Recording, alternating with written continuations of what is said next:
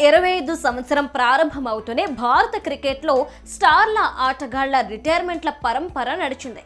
Senior off spinner Ravichandran అశ్విన్తో మొదలైన ఈ లెక్క రోహిత్ శర్మ, విరాట్ కోహ్లీ, చతేశ్వర్ పుజారా వరకు వచ్చింది. ఈ నలుగురిలో ఇప్పటికే పుజారా టెస్ట్ జట్టులో చోటు కోల్పోయాడు. అయితే అనూహ్యంగా కెప్టెన్ గా ఉన్న రోహిత్, స్టార్ బ్యాటర్ అయిన విరాట్ కోహ్లీ రిటైర్మెంటే అందరినీ ఆశ్చర్యపరిచింది. అది కూడా ఇంగ్లాండ్ వంటి కీలక టూర్ ముంగిట కావడం గమనార్హం. మరి ఈ ఏడాది 2026 కూడా స్టార్ క్రికెటర్ రిటైర్మెంట్ తోనే మొదలవుతుందా? గత T20 ప్రపంచ కప్ విజయం అనంతరం ఆ ఫార్మెట్ ను వీడ్కోలు పలికిన ఈ ఆటగాడు టెస్టుల్లో కొనసాగుతూ వన్డేలకు బై బై చెబుతాడా అనే ప్రశ్నలు వస్తున్నాయి. ప్రస్తుతం న్యూజిలాండ్ లో జరుగుతున్న వన్డే సిరీస్ అనంతరం తన నిర్ణయం ప్రకటిస్తాడా అనే ఊహాగానాలు వ్యాపిస్తున్నాయి. న్యూజిలాండ్ పై 2 వన్డేల్లోనూ విఫలం కావడంతో ఈ స్టార్ క్రికెటర్ నిర్ణయం తీసుకుంటాడని చెబుతున్నారు.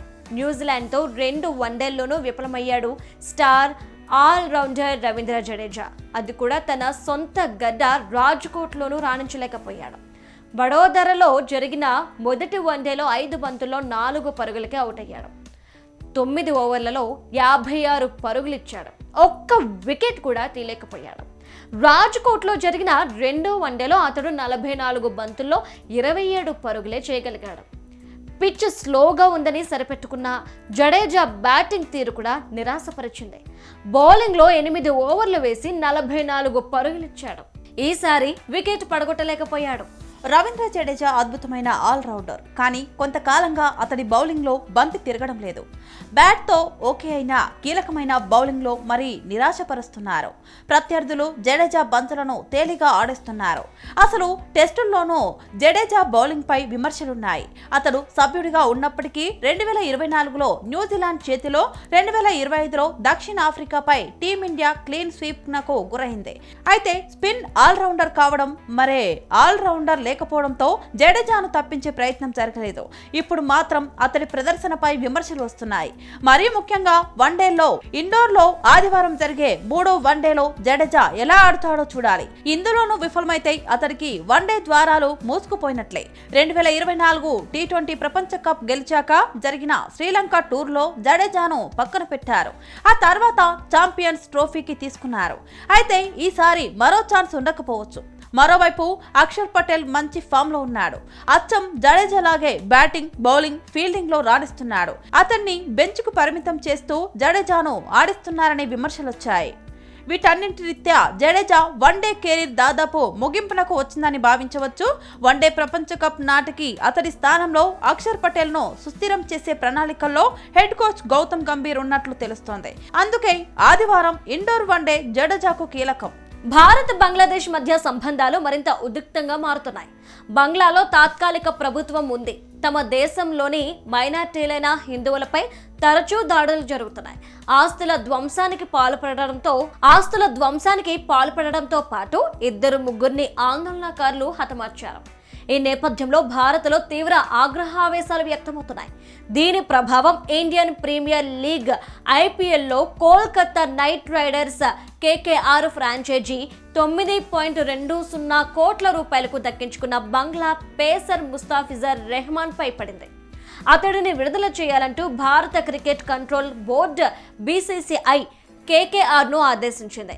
దీనిపై బంగ్లా తాత్కాలిక ప్రభుత్వం తీవ్రంగా స్పందించింది. ఈ ఏడాది మార్చి 26 నుంచి జరగనున్న IPL ప్రసారాలను తమ దేశంలో నిలిపివేయాలని నిర్ణయించింది.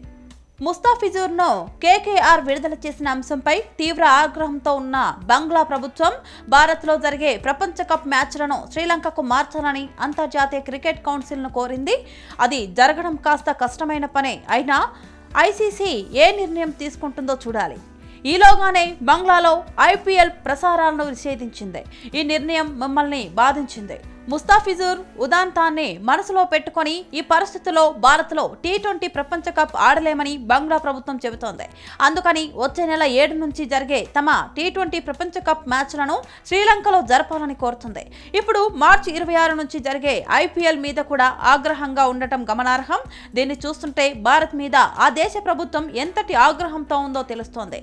ముస్తాఫిజుర్ను IPL నుంచి పక్కన పెట్టడానికి సరైన కారణాలు లేవని బంగ్లా తాజాగా పేర్కొంది. చెబుతోంది. ఈ నిర్ణయం తమ దేశ ప్రజలను బాధించిందని, అందుకే తదుపరి నిర్ణయం తీసుకునే వరకు బంగ్లాలో ఐపీఎల్ ప్రసారాలను నిలిపివేయాలని ఆ దేశ ప్రభుత్వం ఆదేశాలిచ్చింది.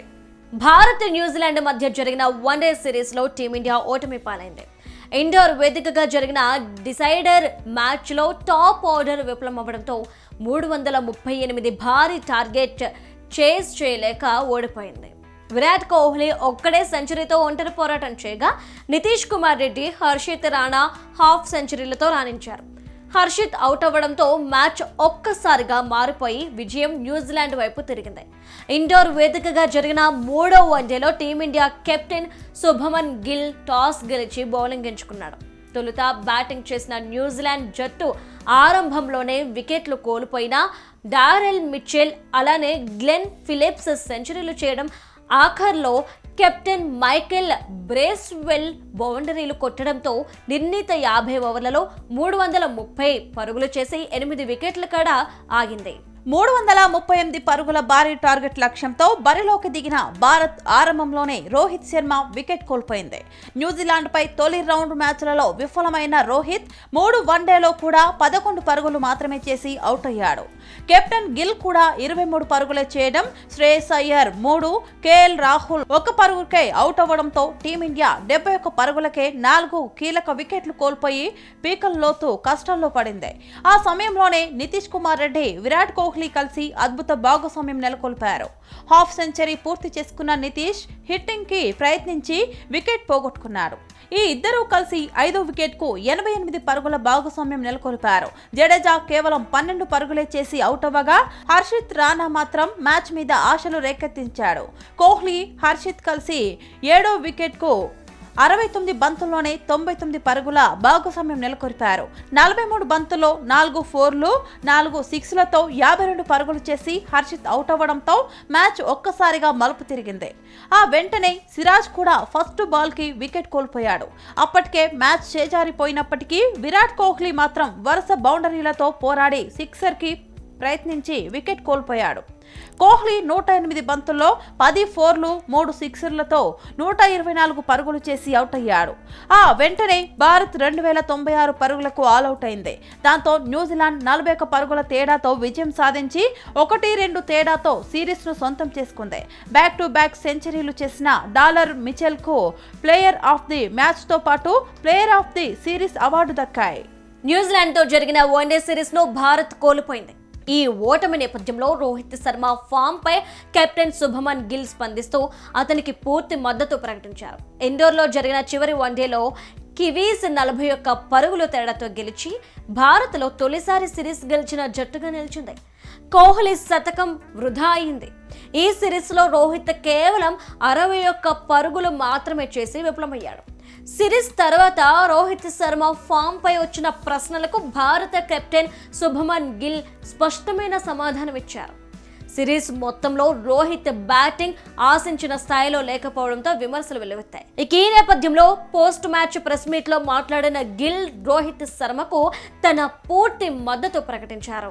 ఇండోర్ లో జరిగిన 3వ వన్డేలో న్యూజిలాండ్ 41 పరుగుల తేడాతో భారత్ ను ఓడించి చరిత్ర సృష్టించింది. భారత్ లోనే తొలిసారి వన్డే సిరీస్ గెలిచిన జట్టుగా కివీస్ నిలిచింది. ఈ మ్యాచ్ లో లక్ష్య ఛేదనలో రోహిత్ శర్మ 13 బంతుల్లో 11 పరుగులు మాత్రమే చేసి పెవిలియన్ చేరాడు. మొత్తం సిరీస్ లో 3 ఇన్నింగ్స్ల్లో 61 పరుగులు మాత్రమే చేయడంతో రోహిత్ ఖాతాలో ఒక్క అర్ధశతకం కూడా నమోదు కాలేదు. ఈ నేపథ్యంలో రోహిత్ ఫామ్ పై ప్రశ్నించగా రోహిత్ శర్మ ఆస్ట్రేలియా సిరీస్ నుంచే అద్భుతమైన ఫామ్ లోనే ఉన్నాడు. దక్షిణాఫ్రికా సిరీస్ లో కూడా అతడు బాగా ఆడాడు. ప్రతిసారి మంచి ఆరంభాన్ని భారీ స్కోర్ గా మార్చడం సాధ్యం కాదు. ఈ సిరీస్ లో కూడా రోహిత్ కు ఆరంభాలు లభించవు. ఒక బ్యాటర్ గా వాటిని శతకాలుగా మార్చాలని కోరుకుంటాం, కానీ ప్రతిసారి అది కుదరదు. అయినా అదే లక్ష్యంగా ప్రతి ఆటగాడు ప్రయత్నిస్తుంటాడు అని గిల్ చెప్పాడు.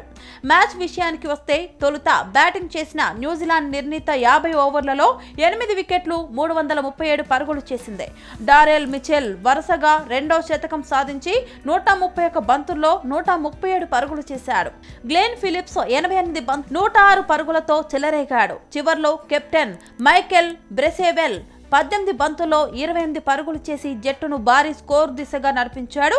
భారత్ తరపున హర్షదీప్ సింగ్, హర్షిత్ రాణా చెరో 3 వికెట్లు తీశారు. విరాట్ కోహ్లీ ఒంటరి పోరాటం చేశారు. 108 బంతుల్లో 124 పరుగులు చేసి చివరి వరకు మ్యాచ్ను ఉత్కంఠగా నిలిపాడు. హర్షిత్ రాణాతో కలిసి 99 పరుగుల భాగస్వామ్యం నెలకొల్పిన కోహ్లీ అవుట్ అయిన తర్వాత భారత్ పతనమైంది. హర్షిత్ రాణా తన తొలి వన్డే హాఫ్ సెంచరీ నమోదు చేయగా నితీష్ కుమార్ రెడ్డి 53 పరుగులు చేశాడు. చివరికి భారత్ 46 ఓవర్లలో 296 పరుగులకే ఆల్అవుట్ అయింది.